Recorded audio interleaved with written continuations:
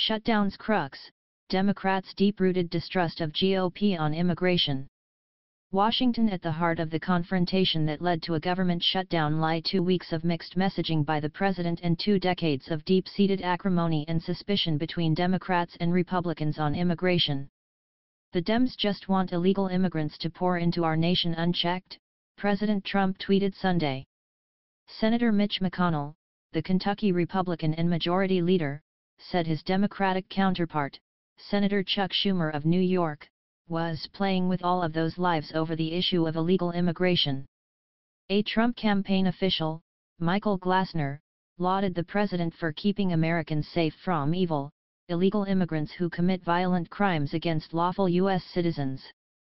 Those derisive statements and others help explain why Democrats entered into the politically perilous fight. After several fruitless efforts at overhauling the nation's immigration laws, Democrats simply do not trust Republicans, who control Congress and the White House, to follow through on pledges to protect hundreds of thousands of young undocumented immigrants from deportation unless forced to do so. From Mr. Trump on down, Republicans have regularly expressed a desire to provide relief and certainty to the so-called dreamers, those brought into the country illegally at a young age. But Republicans have struggled to produce a remedy that does not provoke an uproar from anti-immigrant elements of their base, leading Democrats to wonder how a bill to grant permanent protection to those immigrants could pass, particularly in the House. He promised he loved the dreamers from his heart, that we would be able to work in a bipartisan way, Representative Nancy Pelosi of California, the Democratic leader, said Saturday of Mr. Trump. But he always seems to be pushed back from it. Democrats have other issues with the administration's spending priorities, but the impasse over the hundreds of thousands of dreamers covered under the Deferred Action for Childhood Arrivals Program, or DACA, is central to the fight. And skepticism over the ability to reach a deal is attributable to the dismal record of Congress and 2 previous administrations in their efforts to make changes to what virtually all parties agree is a broken immigration system. Continue reading the main story. Related coverage. Government shutdown goes into Monday as Senate inches toward deal January 21, 2018. On Washington. Inside the Oval Office immigration meeting that left a senator stunned January 19, 2018. Liberal activists to Democrats, protect young immigrants or shut down government December 8, 2017.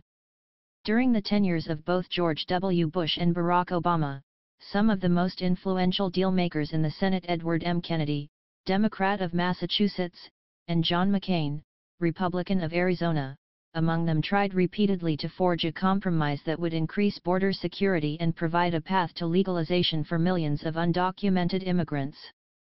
But public sentiment had shifted among Republicans and their constituents despite the support for an immigration overhaul from the top of the party. The deals either collapsed in the Senate or were never even brought up in the House, where sentiment against anything that could be branded as amnesty runs deep. It just all blew up and fell apart, said Senator Johnny Isakson, Republican of Georgia and a participant in bipartisan immigration talks in 2005, who remembered getting bricks for a border wall sent to his office in protest of his effort to forge a deal. Stymied legislatively, Mr. Obama in 2012 instituted DACA viaduct executive order. Mr. Trump promised to reverse it if elected, and he did so, providing a window until March 5 to find a permanent solution. That is what led to the shutdown crisis, with Democrats trying to use their leverage over spending to get an acceptable resolution. Democrats say that twice in recent weeks and another time last year, Mr. Trump appeared to consent to at least the outlines of an agreement that would provide permanent protection for those immigrants. But then he quickly reversed course upon consultation with the hardline advisors on immigration who have the president's ear once Democrats depart. Mr. Schumer said that in a White House luncheon meeting Friday, he offered significant concessions for the DACA legislation, including a large increase in Pentagon spending as well as an agreement to meet the president's demand for money for the border wall with Mexico that Democrats had previously refused.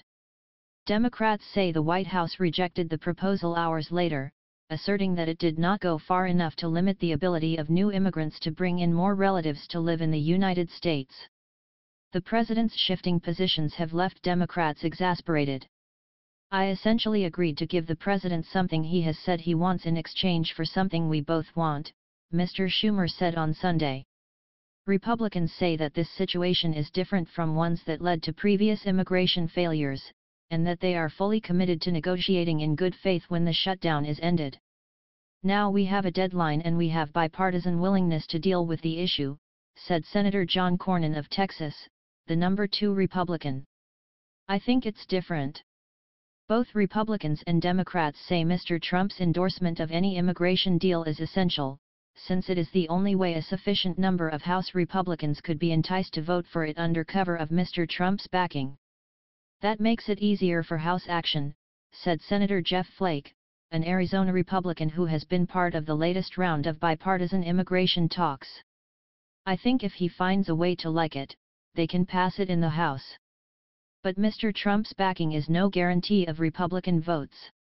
And even if he does endorse a plan, Republicans worry that he could change his mind at any time.